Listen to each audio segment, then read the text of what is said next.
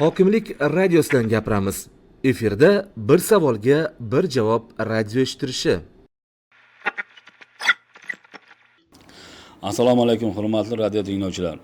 Bugun sizlarga Guliston tumanida yangi eksport quvvatlarini yaratish, xorijiy investitsiyalarni jalb etish borasida qo'lga kiritilgan natijalar haqida qisqacha ma'lumot berib o'taman. Joriy yilning yanvar-sentyabr oylari davomida tumanda tashqi iqtisodiy faoliyatda ijobiy o'zgarishlar kuzatildi. Xususan bu yil uchun umumiy qiymati 14,4 million dollarlik eksport prognozi belgilangan bo'lib, shundan 9,7 million dollar sanoat mahsulotlariga 4,7 million dollar meva sabzavot mahsulotlariga to'g'ri keladi.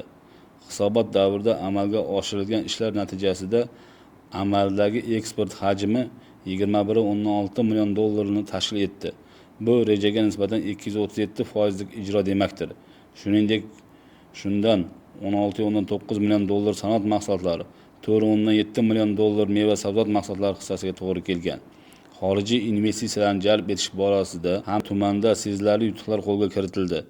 Joriy yil uchun 21,8 million dollarlik to'g'ridan-to'g'ri xorijiy investitsiyalar va kreditlar o'zlashtirish rejalashtirilgan edi. O'tgan 9 oy davomida bu ko'rsatkich 21,9 million dollarga yetdi. Ya'ni reja 134,3% ga bajarildi. Bu o'tgan yilning shu davriga nisbatan yuqori 115% o'sishni anglatadi. Hurmatli tinglovchilar, bu raqamlar ortida tumanda yaratilayotgan yangi ish o'rinlari, eksportbop mahsulotlar ishlab chiqarish va xorijiy hamkorlar bilan hamkorlikning kengayib borayotgani mujassamdir. E'tiboringiz uchun katta rahmat.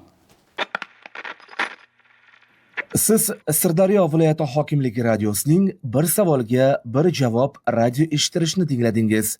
Xayr, salomat bo'ling.